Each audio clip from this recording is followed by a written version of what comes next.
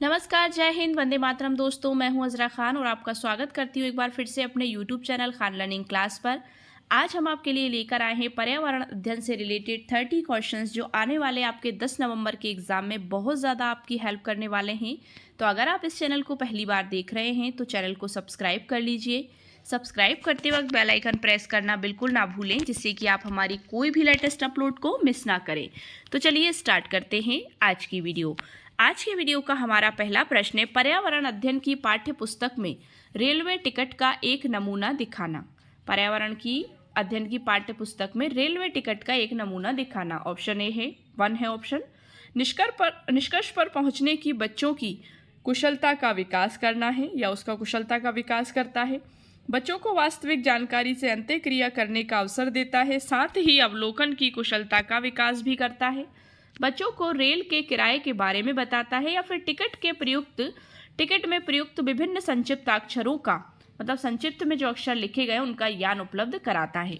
सो क्या उपलब्ध कराएगा ये पर्यावरण अध्ययन की पाठ्य पुस्तक में रेलवे टिकट का एक नमूना। सो इसका राइट आंसर हो जाएगा ऑप्शन नंबर 2 कि बच्चों को वास्तविक जानकारी से अंत्यक्रिया करने का अवसर देता है और साथ ही अवलोकन की कुशलता का विकास भी करता है। नेक्स्ट क्वेश्चन है, निम्नलिखित कथनों में से कौन सा प्राथमिक स्तर पर पर्यावरण अध्ययन पढ़ाने का उद्देश्य नहीं है? कौन सा ऐसा है जो प्राथमिक स्तर पर पर्यावरण अध्ययन पढ़ाने का उद्देश्य नहीं है? बच्चों पर आकलन के लिए शब्दावली और परिभाषाओं का बोझ डालना, जीवन और पर्यावरण से सरोकार रखने वाले मूल्यों को आत्मसात करना मतलब स्वीकार करना, प्राकृतिक व सामाजिक वातावरण के विषय में उत्सुकता जगाना या बच्चों को खोजने की क्रियाओं में लगाना तथा व्यावहारिक क्रियाएं करवाना जो संज्ञानात्मक मतलब कॉग्निटिव और मन संचालक कौशलों के विकास में सहायक होती हैं। तो प्राथमिक स्तर पर पर्यावरण अध्ययन पढ़ाने का उद्देश्य क्या नहीं है? ऑप्शन 1 बच्चों पर आकलन के लिए शब्दावली और परिभाषाओं का बोझ डालना ये नहीं है, क्योंकि बच्चों पर हम किसी भी तरह का बर्डन नहीं डाल सकते। उनको फ्री रखकर उनको पढ़ाई करवाना ही उचित है। ऑप्शन 1 इसका राइट आंसर हो जाएगा। नेक्स्ट है, निम्नलिखित में से कौन सा प्राथमिक विद्यालय में पर्यावरण अध्ययन पढ़ाने का उद्देश्य निरूपित है? प्राथमिक विद्यालय में पर्यावरण अध्ययन पढ़ाने का उद्देश्य निरूपित है। आपके ज्ञान का विस्तार करने के लिए बच्चों को सूचना देना कि उन्हें कौन सी पुस्तकें पढ़नी चाहिए। ऑप्शन सेकंड है, विद्यालय में बच्चों के अनुभवों को बाहरी दुनिया से जोड़ना। ऑप्शन 3 है, बच्चों को तकनीकी शब्दावली और परिभाषाओं से परिचित कराना। ऑप्शन 4 है, पर्यावरण अध्ययन से संबंधित तकनीकी शब्दों का आकलन करना। सो राइट आंसर हो जाएगा ऑप्शन नंबर 2 के विद्यालय में बच्चों के अनुभव को बाहरी दुनिया से जोड़ना। नेक्स्ट क्वेश्चन है, पर्यावरण अध्ययन की पाठ्य पुस्तक में पहेलियां शामिल करने का निम्नलिखित में से कौन सा उद्देश्य नहीं है? वेरी वेरी इंपॉर्टेंट क्वेश्चन है। ऑप्शन 1 है, बच्चों के मस्तिष्क को भ्रमित करना और उन्हें इस भ्रम का आनंद उठाने देना। ऑप्शन नंबर 2 है, सृजनात्मक चिंतन की योग्यता और उत्सुकता का विकास करना। ऑप्शन नंबर 3 है, बच्चों में आलोचनात्मक चिंतन शक्ति विकसित करना। और ऑप्शन नंबर 4 है, बच्चों में तर्कणा शक्ति का विकास करना। मतलब पर्यावरण अध्ययन की पाठ्यपुस्तक में पहेलियां शामिल करने का निम्नलिखित में से कौन सा उद्देश्य नहीं है? कि पहेलियां शामिल की जा रही हैं तो इनमें से कौन सा उद्देश्य ऐसा है जो उसमें शामिल नहीं है? सो ऑप्शन नंबर 1 कि बच्चों के मस्तिष्क को भ्रमित करना और उन्हें इस भ्रम का आनंद उठाने देना। मतलब ये पहेलियां जो होती हैं बच्चों को भ्रमित नहीं करती, बच्चों को आनंद का अनुभव कराती हैं और सीखने की तरफ उनकी जिज्ञासा को बढ़ाती हैं। सो ऑप्शन 1 इसका राइट आंसर हो जाएगा।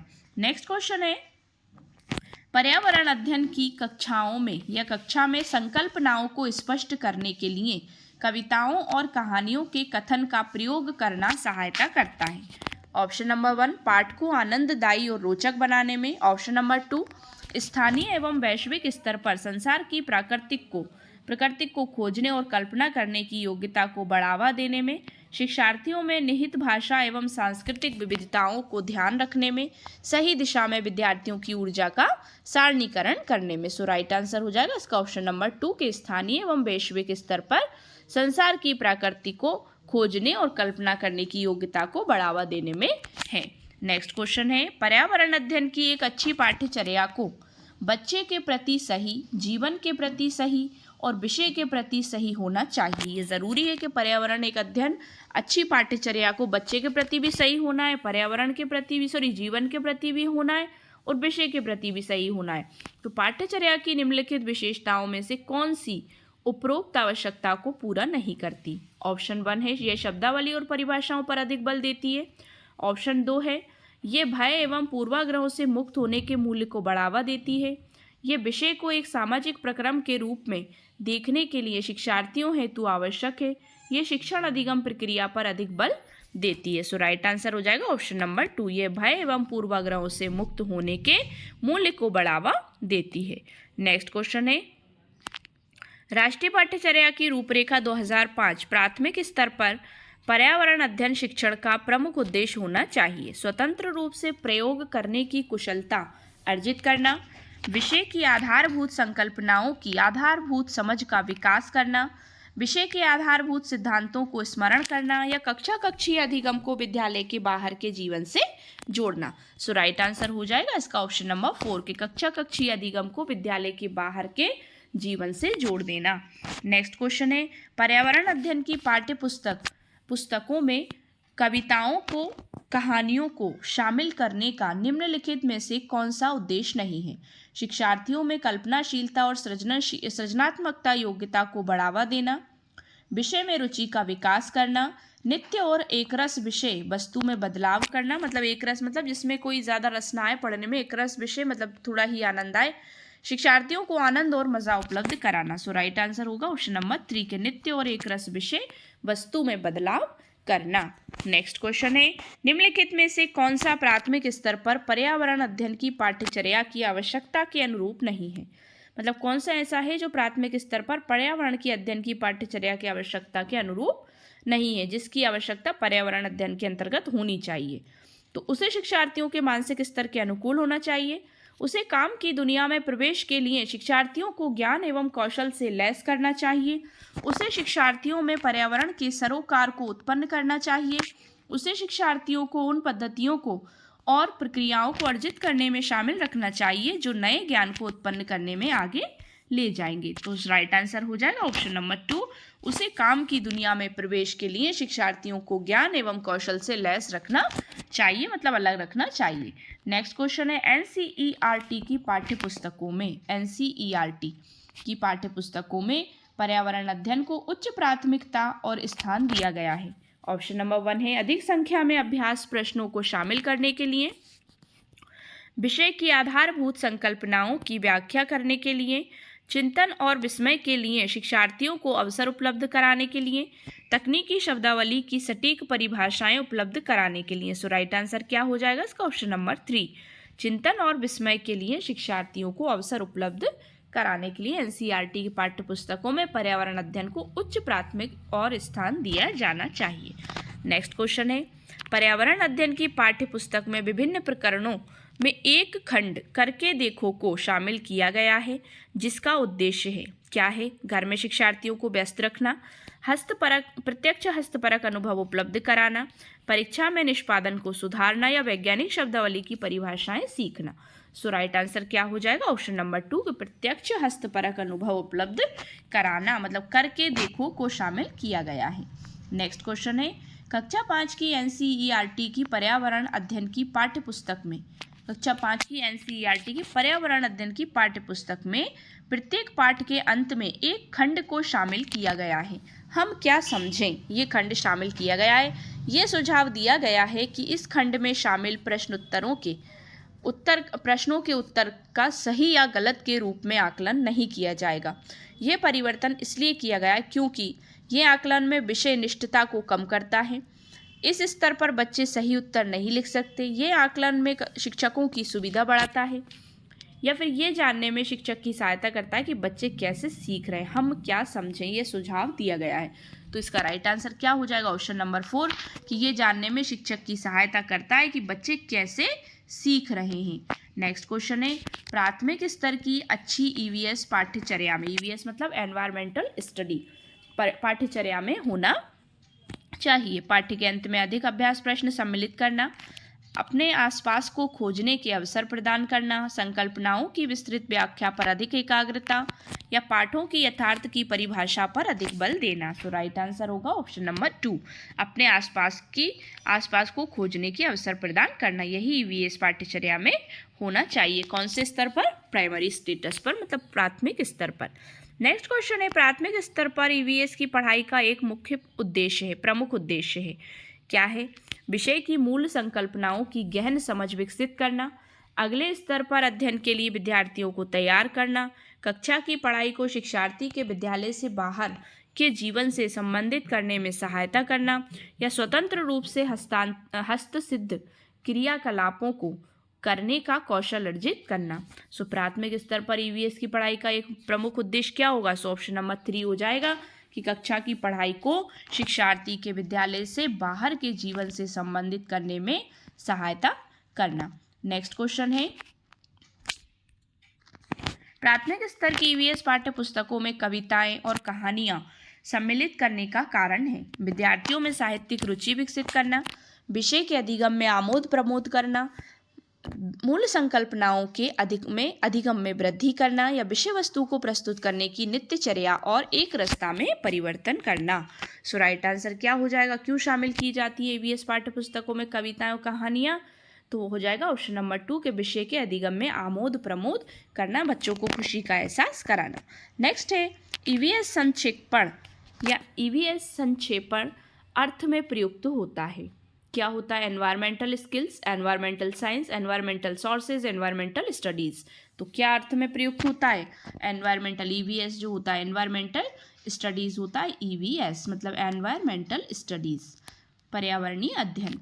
नेक्स्ट क्वेश्चन है, आंचल अपनी कक्षा 5 में पर्यावरण अध्ययन की कक्षा में, मतलब आंचल जो है अपनी कक्षा 5 में पर्यावरण अध्ययन की कक्षा में अक्सर गहन जांच पड़ताल वाले और कल्पना परक प्रश्न पूछती है।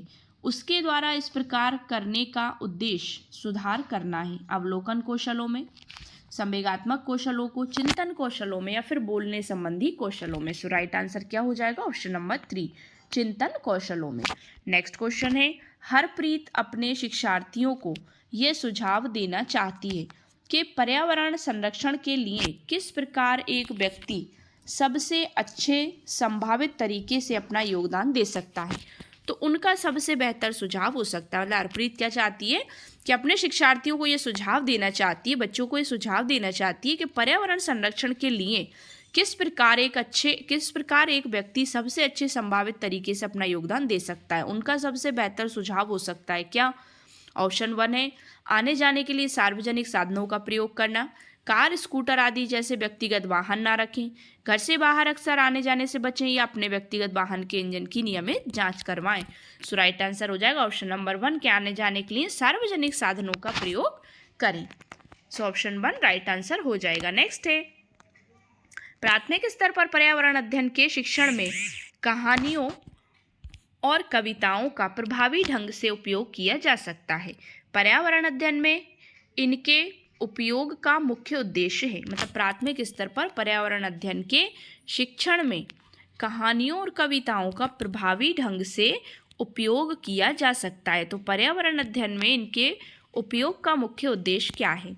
कक्षा की विविधता की पूर्ति, सीखने के लिए संदर्भगत वातावरण प्रदान करना, पाठों को आनंददायक बनाना, या भाषिक कौशलों को बढ़ावा देना। सो राइट आंसर हो जाएगा ऑप्शन नंबर 2 के सीखने के लिए संदर्भगत वातावरण प्रदान करना। नेक्स्ट क्वेश्चन है, राष्ट्रीय पाठ्यचर्या रूपरेखा एनसीएफ नेशनल करिकुलम फॉर्म 2005 ने कक्षा 1 और 2 के लिए पर्यावरण अध्ययन के किसी पाठ्यक्रम या पाठ्य पुस्तकों की संस्तुति नहीं की है। इसके लिए सबसे उपयुक्त कारण है, पाठ्यक्रम का भार कम करने के लिए, पर्यावरण अध्ययन केवल कक्षा 2 से आगे ही कक्षाओं के लिए है, कक्षा 1 और 2 के शिक्षार्थी पढ़ना लिखना नहीं जानते, संदर्भ युक्त अधिगम परिवेश प्रदान करना। सो राइट आंसर हो जाएगा ऑप्शन नंबर 4, संदर्भ युक्त अधिगम परिवेश प्रदान करना। तो इसकी संस्तुति, इसके लिए सबसे अच्छा कारण यही है। नेक्स्ट क्वेश्चन है, प्राथमिक कक्षाओं में पर्यावरण अध्ययन के लिए निम्नलिखित सभी सामान्य उपागमों का अनुपालन किया जाना है, केवल इसे छोड़कर। किसे? देखिए ऑप्शन पहले कथन देख लेते हैं। मूर्त से अमूर्त, सरल से कठिन, स्थानीय से वैश्विक, अमूर्त से मूर्त। तो केवल बी सही है, ऑप्शन ए। ऑप्शन 2 है केवल डी सही है। ऑप्शन 3 है ए और बी दोनों सही है, या ऑप्शन 4 है बी और सी सही है। सो राइट आंसर क्या हो जाएगा? ऑप्शन नंबर 2 केवल डी सही है। क्या? मूर्त से मूर्त की ओर अनुपालन किया जाना है, केवल इसे छोड़कर। मतलब किसे छोड़कर?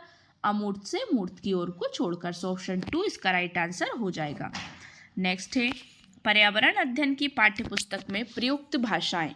ऑप्शन नंबर 1 परिभाषाओं पर बल देते हुए औपचारिक बनाई जानी चाहिए, तकनीकी और औपचारिक होनी चाहिए, बच्चे की दिन प्रतिदिन की भाषा से संबद्ध होनी चाहिए, रूखी और बच्चों के द्वारा समझने में कठिन होनी चाहिए। सो राइट आंसर हो जाएगा ऑप्शन नंबर 3 कि पर्यावरण अध्ययन की पाठ्यपुस्तक में प्रयुक्त भाषाएं बच्चे की दिन प्रतिदिन की भाषा से संबद्ध होना चाहिए, क्योंकि तभी बच्चा उसमें ज़्यादा इंटरेस्ट लेता है।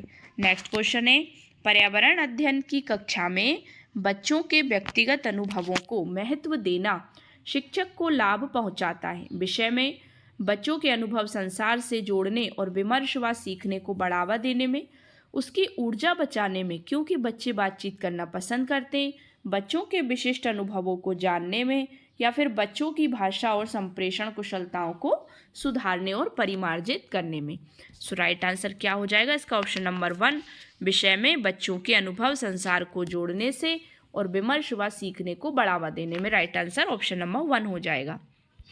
नेक्स्ट है भारत में समृद्ध वनस्पति जात और प्राणी जात फ्लोरा एंड फौना, इसे हमने पढ़ा है, के बारे में पढ़ाने के बाद विद्यालय द्वारा प्राथमिक कक्षाओं के विद्यार्थियों को रणथंभौर राष्ट्रीय उद्यान ले जाया जाता है। यह में विद्यार्थियों की सहायता करेगा। ये किस लिए सहायता करेगा? भ्रमण का बात की जा रही है, तो प्रकृति के प्रति सम्मान विकसित करने, कक्षीय अधिगम को वास्तविक जीवन स्थितियों के साथ जोड़ने, पर्यावरणीय संरक्षण के लिए कौशलों के विकास, या बाहरी भ्रमण के में दोस्तों के साथ मजा लेने। सो राइट आंसर हो जाएगा ऑप्शन नंबर 2 के कक्षीय अधिगम को वास्तविक जीवन स्थितियों के साथ जोड़ने में ये बच्चों की सहायता करेगा। सो ऑप्शन 2 इसका राइट आंसर हो जाएगा। नेक्स्ट क्वेश्चन है एक कक्षा में औसत से कम वाले 4 विद्यार्थी हैं, उन्हें अन्य विद्यार्थियों के समान लाने के लिए निम्नलिखित में से कौन सी व्यूह रचना सबसे प्रभावी होगी? मतलब एक कक्षा में औसत से कम बच्चे ऐसे हैं, 4 विद्यार्थी हैं, और उन्हें अन्य विद्यार्थियों के समान लाने के लिए, मतलब उनकी बराबरी पर लाने के लिए निम्नलिखित में से कौन सी व्यूह रचना सबसे प्रभावी होगी? राइट आंसर ऑप्शन देख लेते हैं पहले।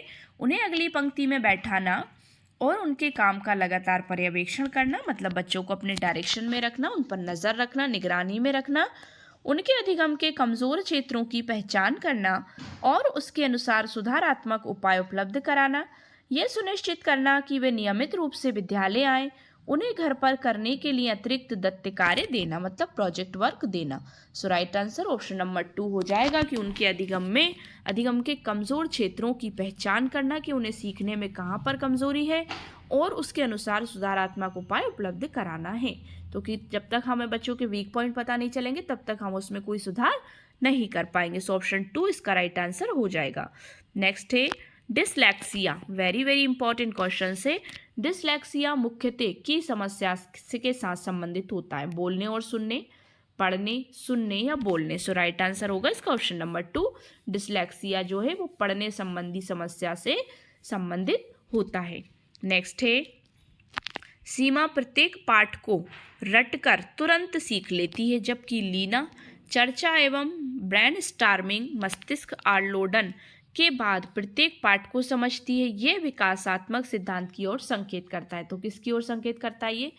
ऑप्शन 1 है सामान्य से विशिष्ट की ओर, ऑप्शन 2 है निरंतरता की ओर, ऑप्शन 3 है अंत्य संबंध की ओर, ऑप्शन 4 है व्यक्तिक भिन्नताओं की ओर। सो राइट आंसर हो जाएगा ये 4, मतलब व्यक्तिक भिन्नताओं की ओर संकेत करता है, मतलब उसके सीखने की परिचर्चा जो है वो अलग है और उसके सीखने का तरीका अलग है। सब बच्चे एक तरह से नहीं सीखते, कुछ बच्चे जल्दी किसी चीज़ को कैच कर लेते हैं और कुछ बच्चे थोड़ी देर से कर पाते हैं। सो राइट आंसर हो जाएगा ऑप्शन नंबर 4।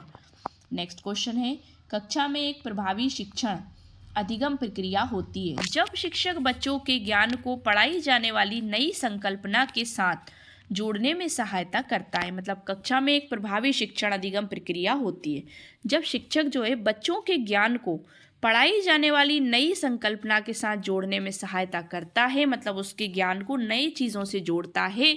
तो इसके पार्श्व में निहित उद्देश्य है को बढ़ावा देना। किसको? शिक्षार्थी स्वायत्तता को, पुनर्बलन को मतलब रीइंफोर्समेंट, ज्ञान का सहसंबंध एवं स्थानांतरण या व्यक्तिगत भिन्नताओं।